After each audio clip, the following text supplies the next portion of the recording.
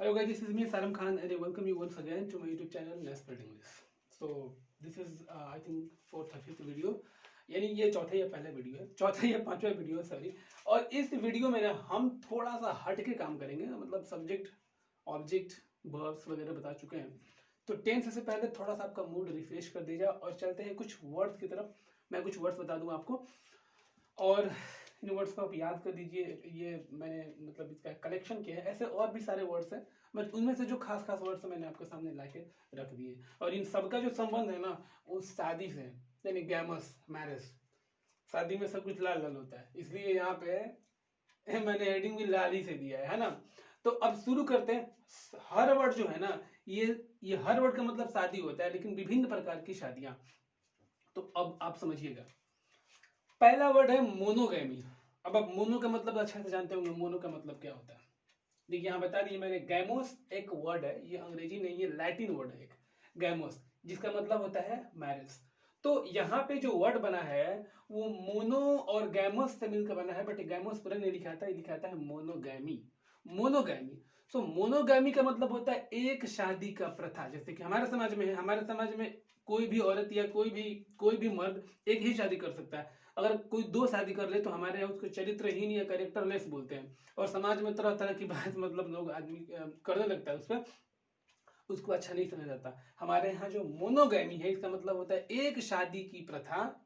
फिर से सुनिए, एक शादी की प्रथा, वन मैरिज सिस्टम। और यही जो प्रथा है ना वो हमारे समाज में प्रचलित है। आगे बढ़ते हैं, दूसरा वर्ड डाईगैमी। और डाई का मतलब तो आपको ऑलरेडी पता होगा, डाई का मतलब क्या होता है, कार्बन डाई ऑक्साइड।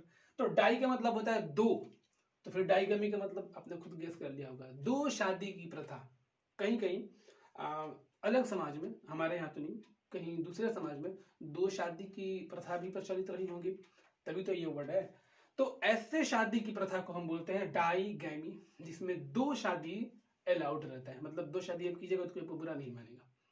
फिर अब चाहे तो आप ट्राईगमी बना लीजिए, तीन शादी की प्रथा, आप टेट्रागमी बना लीजिए, चार शादी की प्रथा, पेंटागमी, जितना बनाना है आपको बनाते रहिए, लेकिन कुछ ज्यादा ठीक नहीं होगा, उसको हम पॉलीगैमी ही कह लेंगे। पॉलीगैमी का मतलब है बहुत सारी शादी करने की प्रथा। हमारे यहाँ अलाउड नहीं है, दूसरे दूसरे किसी कल्चर में या दूसरे किसी कंट्री में ये अलाउड हो सकता है, लोगों की किस्मत काफी अच्छी होगी, वो ज्यादा शादी कर लेते होंगे, तो हमारे यहाँ अलाउड नहीं है ऐसा।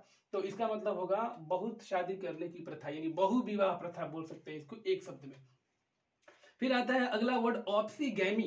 अब देखिए, ऑप्सी का मतलब होता है लेट, ऑप्सॉन एक वर्ड होता है जो कि लैटिन ग्रीक वर्ड है, सॉरी ऑप्सॉन, और वहीं से ये वर्ड बनाया गया है, ऑप्सॉन और गैमस को मिला के ऑप्सीगैमी। और ऑप्सीगैमी का मतलब होता है लेट शादी करने की प्रथा, the marriage of sorry the system of marrying very late in life. यानी शादी अगर बहुत ही लेट किया जाए अपनी जिंदगी में, 40 साल बाद किया जाए, 50 साल बाद किया जाए, तो इस प्रकार की शादी को ऑप्सीगैमी कहते हैं। हमारे यहाँ तो आमतौर पर नहीं होता। हमारे यहाँ तो मतलब 20 साल से पहले ही लोग शादी करते थे, पुलिस पकड़ता है कि शादी मत करो इतना जल्दी।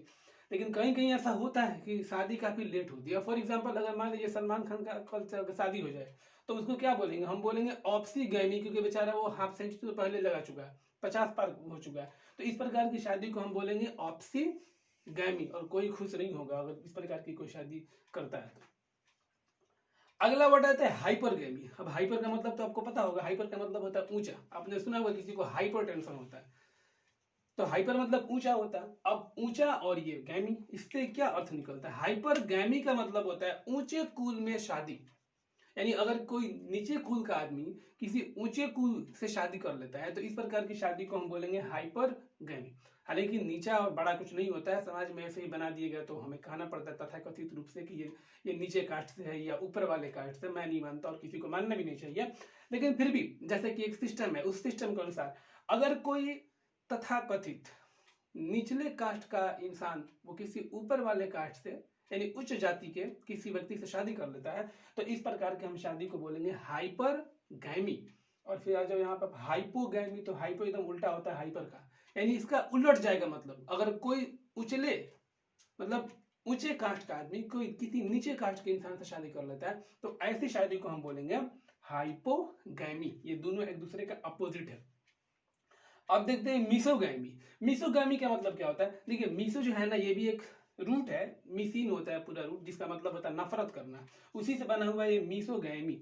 तो मीसोगैमी का मतलब होगा शादी से नफरत। जैसे कुछ ही लोग हैं दुनिया में, हमें लगता है बहुत कम होंगे जिनको शादी से नफरत होगी। बहुत कम ही लोग ऐसे होंगे जिनको शादी से नफरत होगी। सब लोग तो चाहता है जल्दी से शादी हो जाए, जल्दी से भी आ जाए उसका। तो खैर, मिसोगामी का मतलब होता है शादी से नफरत, शादी से नफरत करना। और जो शादी से नफरत करेगा तो आप चाहे तो यहां से अलग वर्ड बना सकते हैं, मिसोगैमस हो जाएगा। देखिए, मिसोगैमस। वैसे ही अगर आप इसको नया वर्ड बनाना चाहें तो यहां से बन जाएगा हाइपर गैमस। यानी ये जो शादी करेगा ना इस प्रकार की शादी, उसको हम बोलेंगे हाइपर गैमस। जो उचले कुल में शादी करेगा उसको बोलेंगे हाइपर गैमस, और इसको बोलेंगे हाइपोगैमस। जो लेट शादी करता है उसको बोल देंगे ऑप्सी गैमस। आप चाहो तो सबसे एक एक वर्ड बना सकते हो आप। वाई को हटा के ओ यूएस कर देना है, नीचे से लेकर ऊपर तक का नया वर्ड तैयार हो जाएगा। तो फिलहाल मैं यहाँ पर था मिसोगैमस। अब चलते हैं फिलोगैमी। फिलोगैमी क्या होता है? फिलिन, फिलिन एक वर्ड होता है, ये भी एक रूट है। इसका मतलब होता है प्यार करना। तो कुछ लोगों को ना बड़ा बेचैनी रहती है कि शादी उनकी कब होगी। तो ऐसे इंसान को हम बोल सकते हैं फिलोगैमस। ये लोग ना शादी से बड़ी प्यार करते, चाहते कि जल्दी से इनका शादी हो जाए। तो ऐसे लोग को बोलेंगे फिलोगैमस, और ऐसी प्रथा को या शादी से प्यार करने की जो क्रिया है उसको हम बोलेंगे फिलोगैमी। फिर यहां आते हैं जिनोगैमी। अब जिनो जीनोस का मतलब होता है विदेशी। तो जीनोगामी का मतलब होता है ऐसी शादी जो विदेशियों से की जाए। फॉर एग्जाम्पल, जैसे शिखर धवन की शादी ऑस्ट्रेलिया में हो गई, या अभी प्रियंका चोपड़ा की शादी अमेरिका में हो गई। मतलब कि जो भारत के युवा है उनके लिए तो अच्छा खबर नहीं है, दुर्भाग्य है उनका, उनकी शादी बाहर हो गई। एनीवे, तो इस प्रकार की शादी को हम बोलेंगे जीनोगैमी, और जिसने ऐसा शादी किया उसको बोल सकते हैं जीनोगैमस। सबसे एक एक वर्ड आप निकाल सकते हैं इससे भी। अगला है एक्सोगैमी। अब एक्सोगैमी क्या होता है? एक्स का मतलब आपको पता होता है बाहर होता है। तो अगर आप अपने कुल से बाहर जाकर शादी कर लेते हैं तो इस प्रकार की शादी को बोलेंगे एक्सोगैमस। जैसे सब इंसान का एक कुल होता है, वो उसी कुल के अंदर में शादी करते हैं शादी। तो अगर जो जो शादी अपने कुल से बाहर जाकर हो, इस प्रकार को हम कहेंगे एक्सोगैमी। और इस प्रकार की जो शादी करेंगे तो उसको हम क्या बोलेंगे? एक्सोगैमस। उस प्रकार के व्यक्ति को हम बोलेंगे एक्सोगैमस। तो सबसे इन सबसे एक एक वर्ड आप देख रहे हैं कि तैयार किया जा सकता है सबसे सबसे। यहाँ पे जो हाइपरगैमी था, यहां से आप बना सकते हैं हाइपरगैमस। यानी जो उचले मतलब ऊंचे कुल में शादी करता है उसे बोल देंगे हाइपरगैमस। और यहाँ पर एक और छूट के मतलब एंडोगैमी। एंडोगैमी का मतलब होता है अपने कुल ही में शादी कर देना, एंडोगैमी बोलते हैं। और इस प्रकार की जो शादी करेगा तो उसको हम बोल देंगे हम बोल देंगे इंडोगैमस। तो आप देख लेंगे सबसे एक एक नया वर्ड बन सकता है। डाइगैमस, इससे मोनोगैमस।